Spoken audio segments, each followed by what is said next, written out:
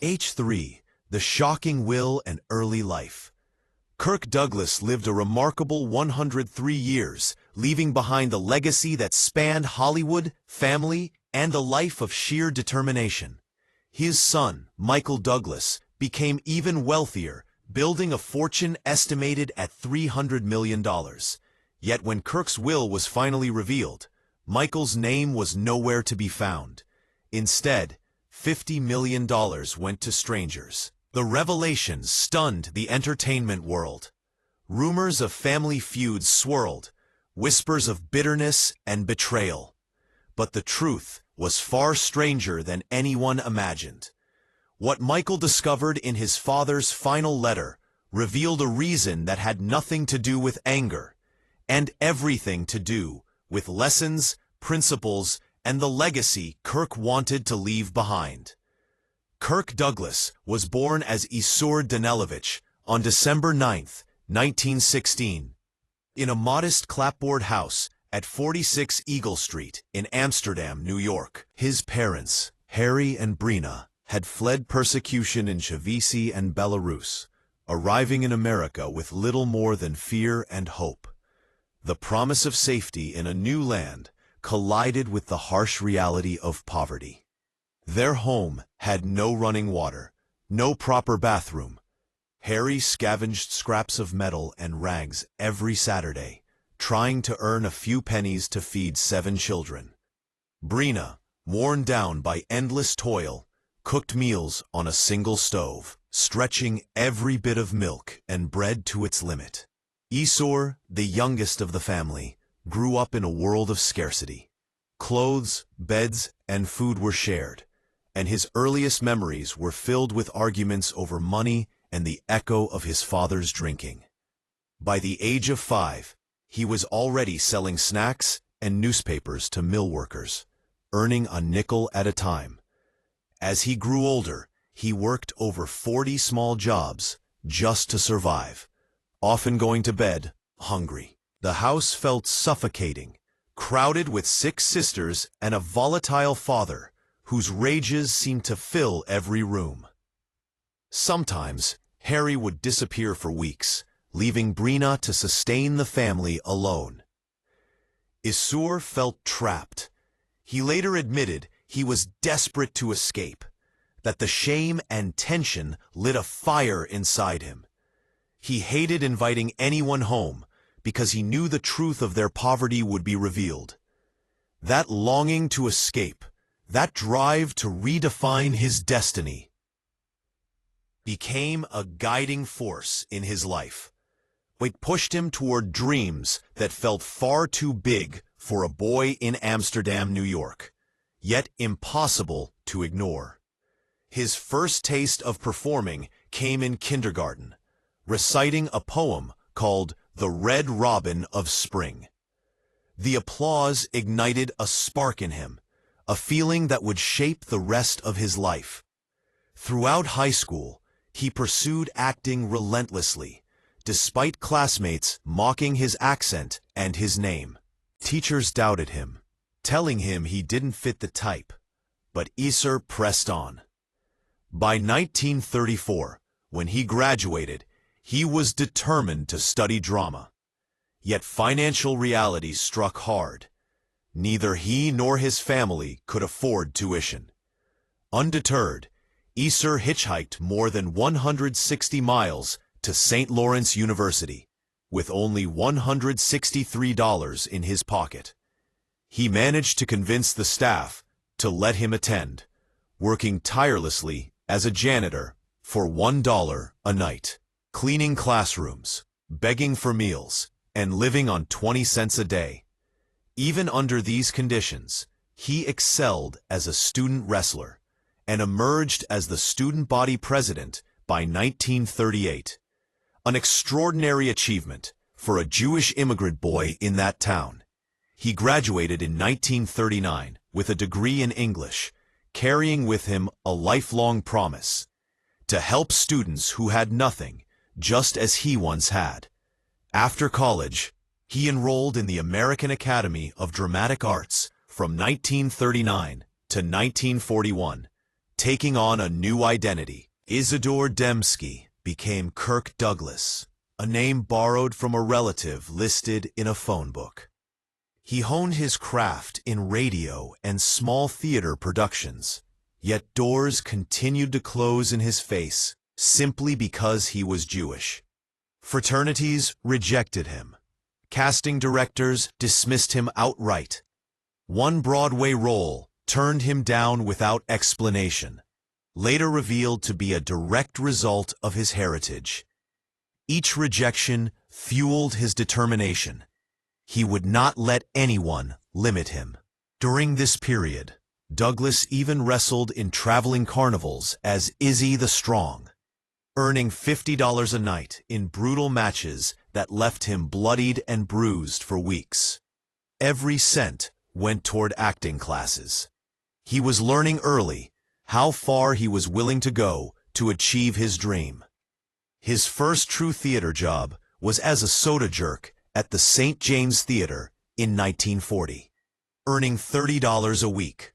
On breaks, he would watch actors rehearse, hoping one day he would stand on that stage himself. His first major Broadway audition was a disaster. He forgot his lines, got booed, and walked away humiliated. Thoughts of quitting crossed his mind, but shame did not win. He kept pushing forward. https open section. In 1941, Kirk Douglas made a decision that would shape both his life and his acting. He enlisted in the United States Navy as a sub-lieutenant. He served aboard the USS PC-1139, a submarine chaser active in the Pacific Theater during World War II. The experiences he endured were harrowing. In June 1944, a Japanese torpedo bomber attacked his vessel, killing 16 of his crew members. Douglas himself was thrown by a depth charge blast, sustaining abdominal injuries and witnessing horrors that would haunt him for the rest of his life. He contracted malaria, and by 1945, he was medically discharged, left with shrapnel scars and the indelible memory of comrades lost at sea. This trauma would later fuel the intensity and authenticity that became his signature in acting. Returning to New York in 1945, Douglas faced the daunting task of rebuilding a career from scratch. His Broadway debut paid a mere $7 a week. He lived in a cramped flophouse for $5 a month, worked as a waiter, and even taught drama to children just to cover rent. Every day was a struggle, yet he refused to surrender to hardship. Fate, however, intervened when Lauren Bacall's sister, Betty Persky, once again connected him with influential figures in the entertainment industry. This led to a small role in The Strange Love of Martha Ivers in 1946. Director Hal Wallace noticed Douglas's raw talent and gave him a chance. When the film premiered later that year, critics were captivated by his performance. What had been a minor supporting role became a turning point, catapulting Douglas into the spotlight. By 1947, Douglas starred in Out of the Past as Whit Sterling, a cold, cunning character that cemented his reputation as a serious actor. Off-screen, tension simmered with co-stars and producers. He demanded control over his performances, refusing to let anyone dictate his choices. That fierce independence became his trademark. That same year, he appeared in I Walk Alone alongside Burt Lancaster. Their off-screen rivalry became legendary. Douglas demanded equal billing, sparking a feud that lasted decades, yet the tension translated into electric on-screen chemistry that audiences loved. Douglas's true breakthrough arrived in 1949 with Champion. Determined to portray a realistic boxer, he trained with professional fighters and endured actual punches, even breaking 3 ribs during filming. Production paused, but he returned, insisting the shoot continue. When the film opened on April 9, 1949, it earned him his first Academy Award nomination. Douglas's dedication extended to minor details. He had plastic surgery on his nose before filming and required choreographed punches to protect it. His commitment to authenticity transformed the film and solidified his star power. Despite his rising fame, conflicts continued. Co-star Arthur Kennedy accused him of stealing scenes, nearly provoking physical altercations. Douglas's ambition was both admired and feared. He was relentless, someone Hollywood could no longer ignore. In 1950, he tackled Young Man with a Horn, immersing himself in trumpet practice and clashing constantly with director Michael Curtiz over improvisations. The shooting schedule stretched, and tensions mounted, yet the film's emotional impact owed everything to Douglas's unwavering dedication. That same year, he returned to Broadway in The Glass Menagerie, portraying a failed poet reminiscent of his younger self.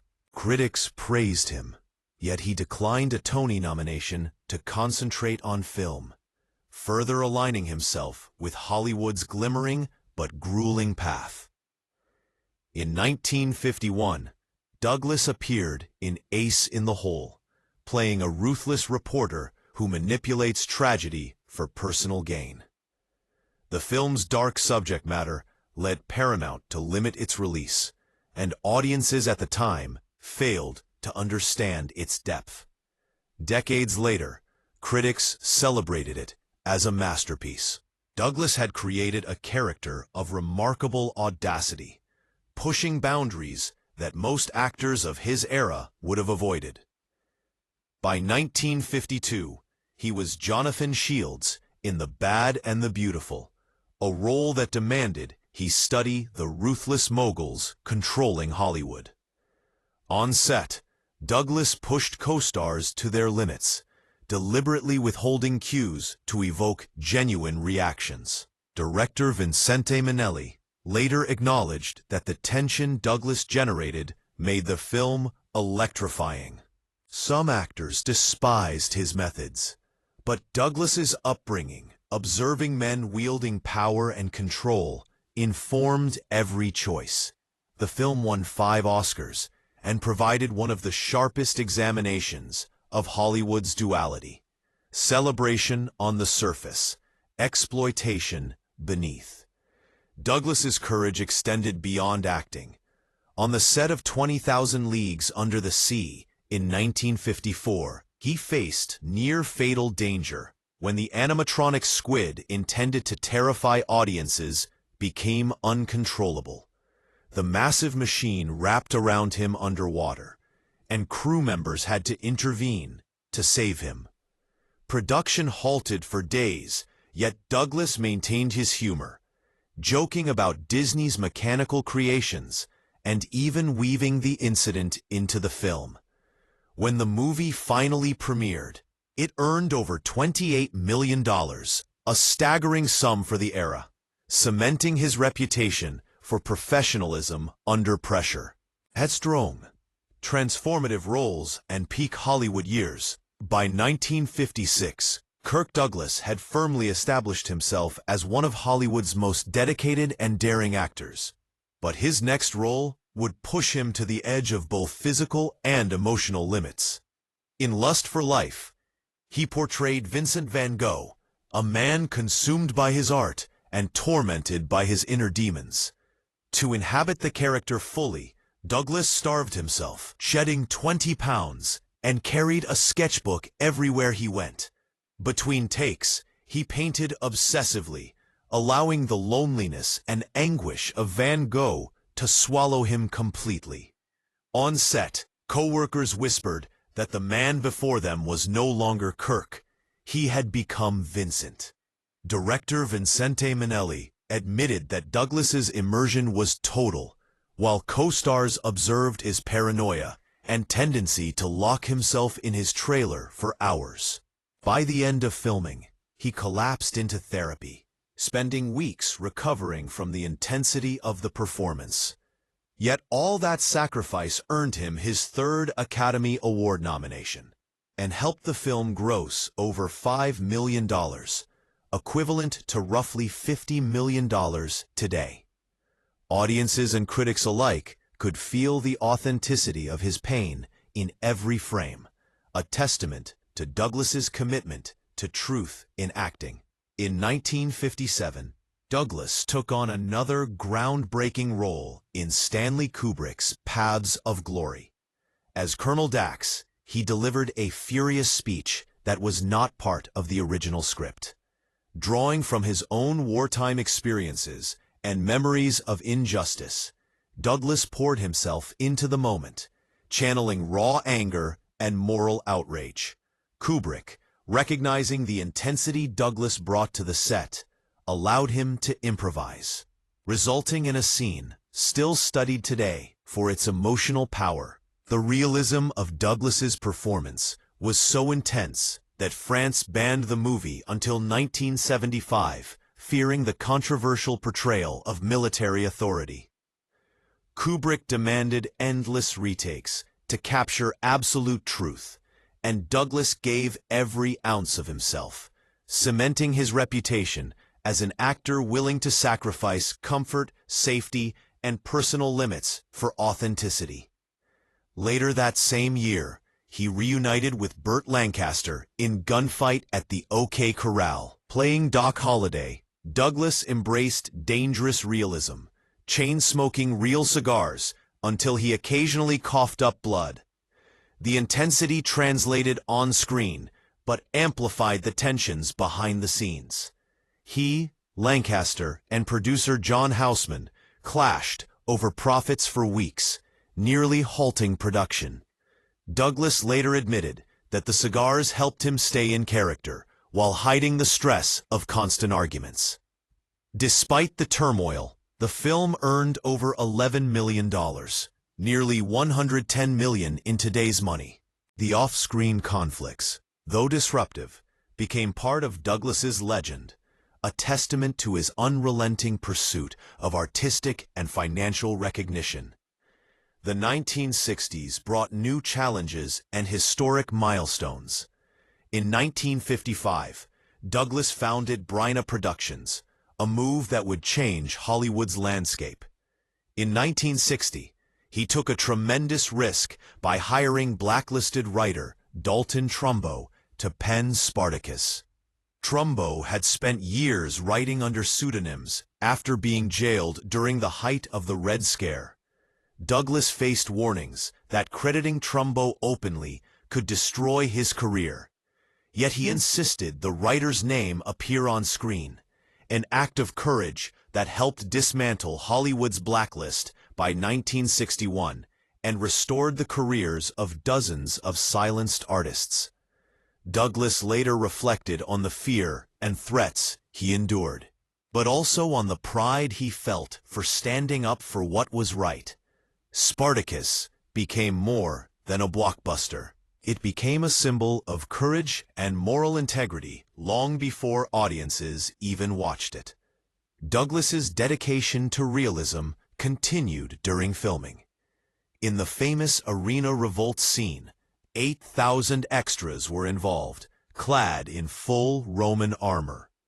A chariot stunt went wrong, throwing Douglas and breaking his jaw. Despite the excruciating pain, he refused painkillers, fearing they would dull his focus. Icing his face and clenching his teeth, he finished the scene before heading to the hospital. The production pressed on, and the film went on to win 4 Oscars, with Douglas's injury becoming part of its enduring myth. Even creative clashes could not slow him down. During Spartacus, he and Kubrick engaged in heated arguments so intense that Douglas briefly fired the director, only to realize that the film required Kubrick's vision.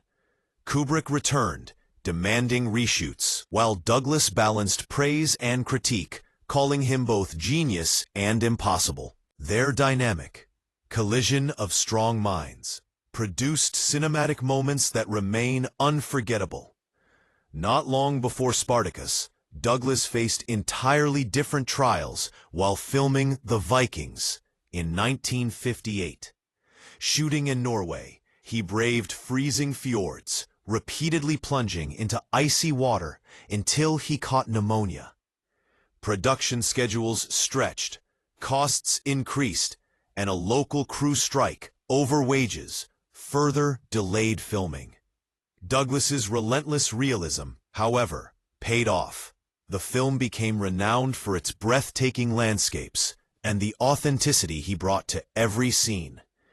Yet the physical toll on his body was a price he carried for years.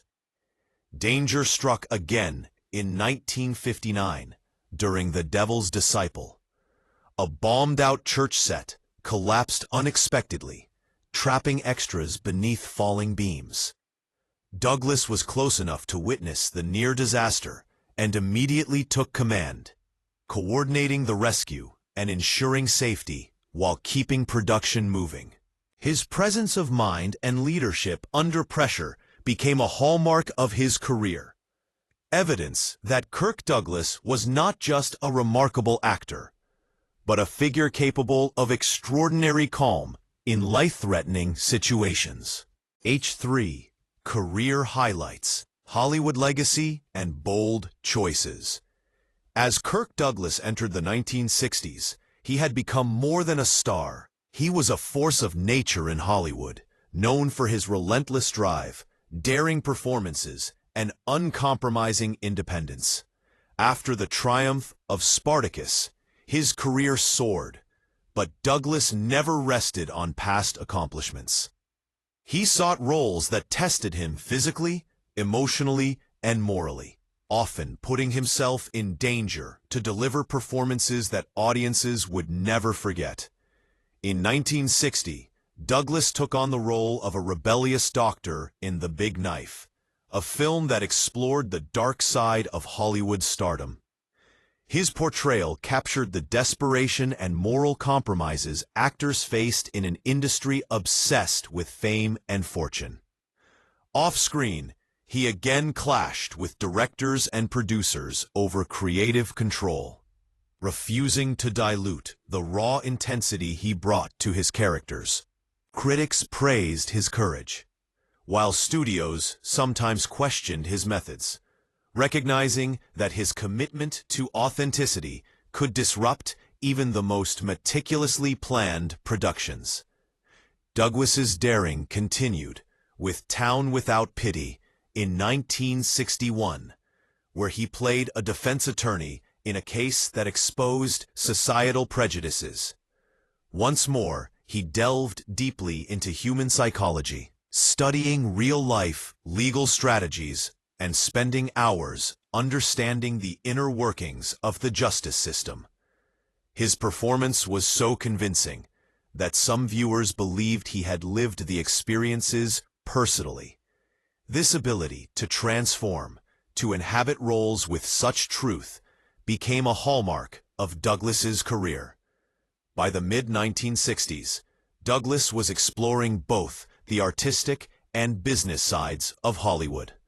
His company, Bryna Productions, continued to produce films that challenged conventional narratives and pushed social boundaries. He carefully selected projects that aligned with his values, such as 7 Days in May, 1964, a political thriller that examined power, corruption, and morality within the U.S. government.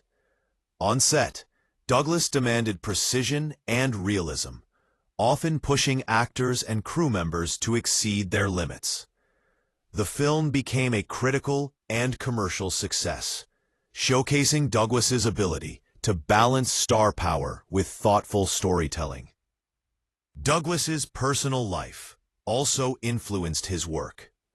Having witnessed the harsh realities of poverty, war, and social injustice, he often gravitated toward characters who faced moral dilemmas, social prejudice, or existential crises. Films like The Heroes of Telemark 1965, and Cast a Giant Shadow, 1966, reflected not only his acting prowess, but also his deep understanding of human courage, sacrifice, and resilience. On these sets, Douglas maintained the same intensity that had defined his earlier work, often performing dangerous stunts or immersing himself in military or historical research to capture the essence of his roles. Despite his professional success, Douglas remained deeply aware of the fragility of life and the fleeting nature of fame. He took great care to mentor young actors, support aspiring filmmakers, and offer opportunities to those who, like him, had faced systemic barriers. His generosity extended beyond the screen. He funded scholarships, assisted struggling artists, and championed causes that aligned with his lifelong values. Yet even as he reached the pinnacle of Hollywood, Douglas's work ethic and insistence on realism often led to tension with co-stars, directors, and studio executives. His methods, sometimes considered extreme, were always rooted in a desire to deliver the most compelling and truthful performances possible. By the late 1960s and early 1970s, Douglas had become a symbol of courage in Hollywood, not just for his daring performances, but for his ethical choices. He stood up against blacklisting, defended creative freedom, and demanded fairness on set, even if it meant conflict with powerful figures. His legendary clashes with directors and co-stars were not born of ego, but of principle. These choices, combined with his relentless dedication to craft, ensured that Douglas's name would be remembered not only for his performances, but also for the integrity and courage he exhibited behind the scenes. Even as he aged, Douglas remained physically and emotionally committed to his work. He continued performing stunts, pushing through illness or injury to maintain authenticity. Whether portraying historical heroes, morally conflicted figures, or tortured artists, his presence on screen was magnetic, drawing viewers into the very soul of the characters he embodied. Douglas understood that his life experiences, poverty, war, and personal loss were tools he could use to breathe life into his roles, giving them weight and resonance that few actors could achieve. H3. Later career, personal life, and legacy. As the 1970s unfolded, Kirk Douglas continued to defy expectations. While many stars of his generation slowed down, he pushed forward with a combination of grit, intelligence, and ambition. Films like Scalawag, 1973, and Posse, 1975, showcased his willingness to take creative risks. Often, he served not only as lead actor, but also as producer, exercising control over every aspect of his projects. His meticulous attention to detail, insistence on realism, and unflinching drive often tested crews and co-stars alike. Yet those who worked with him recognized that his rigor produced films of lasting impact. Douglas's career was not without setbacks. In his later roles, he faced new challenges from younger actors, evolving industry standards, and the physical toll of decades spent performing demanding stunts. Nevertheless, he refused to compromise on authenticity. Even into his 60s, he would throw himself into action scenes, often enduring bruises, broken bones, and exhaustion, to ensure his performances retained the intensity that had defined his career. This relentless commitment created a legacy not only of films, but of a standard of professionalism that inspired generations of actors. Behind the camera, Douglas also focused on social and cultural impact. He consistently used his fame to support causes close to his heart, from civil rights initiatives to education programs for underprivileged youth. His life experiences, escaping poverty, surviving war, and overcoming prejudice, deeply influenced his philanthropy.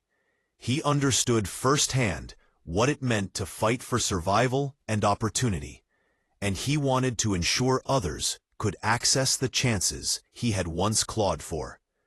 Personal life, however, was a more complex landscape.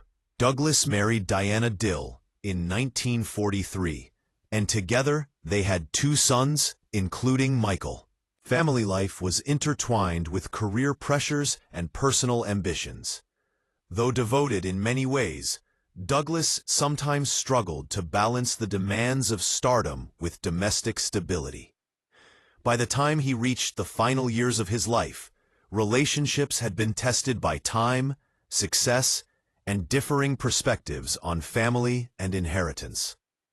This brings us back to the shocking revelation of his will. Upon his passing at the age of 103, Kirk Douglas left a carefully considered estate. While the world expected his children to inherit the majority, the truth was startling. Michael Douglas and other family members were largely excluded. Instead, $50 million went to individuals outside the family. The decision sent shockwaves through Hollywood and ignited speculation about feuds or unresolved anger. Yet the reality was far more nuanced. Michael Douglas later discovered a letter written by his father, explaining the reasoning behind these unprecedented choices. Kirk's decision was not born of bitterness or malice. Rather, it reflected a philosophy cultivated over a century of struggle. The value of independence, the power of self-reliance, and the importance of choosing one's path rather than relying solely on inherited wealth. In that letter, Kirk expressed a desire to encourage resilience, ambition, and ethical decision-making. By diverting funds away from family members who were already financially secure, he aimed to empower those who might otherwise never have access to life-changing resources. Douglas's final years were marked by reflection and quiet pride. He often recounted stories of hardship, triumph, and the lessons he had learned. From selling newspapers as a child in Amsterdam, New York, to commanding Hollywood sets and confronting social injustice, his life was a testament to perseverance. He witnessed his own evolution from Izzer Danilovich, the impoverished immigrant boy, to Kirk Douglas, the legendary actor, producer, and philanthropist. Each chapter of his life informed the next, shaping the man whose determination and courage became inseparable from his art. His death prompted an outpouring of admiration from colleagues, critics, and fans worldwide. Tributes highlighted not only his contributions to cinema, but also his moral courage, his generosity, and his unyielding commitment to authenticity. Across decades of change in Hollywood, Douglas remained steadfast in his principles, fearless in the face of danger, and unwavering in his dedication to craft and integrity. Ultimately, Kirk Douglas's story is not merely one of fame and fortune. It is a narrative of survival, resilience, and transformation. From the crowded, impoverished streets of Amsterdam to the grand stages and studios of Hollywood, he overcame extraordinary obstacles. His legacy is carried not only in the films he made, but in the lives he touched, the barriers he broke, and the lessons he imparted to both his family and the world. The revelation of his will, shocking as it was, only deepens the understanding of a man who lived by his own principles, always seeking to inspire courage and self-determination in others. Kirk Douglas may have left the world at 103, but his life continues to resonate. He showed that greatness is not simply measured by wealth or fame, but by the impact one leaves on people, culture, and the choices one makes with integrity. The truth behind his inheritance, the final act of a life lived fully and intentionally, reminds us that legacy is not about what is given, but about what is taught, what is inspired, and what endures.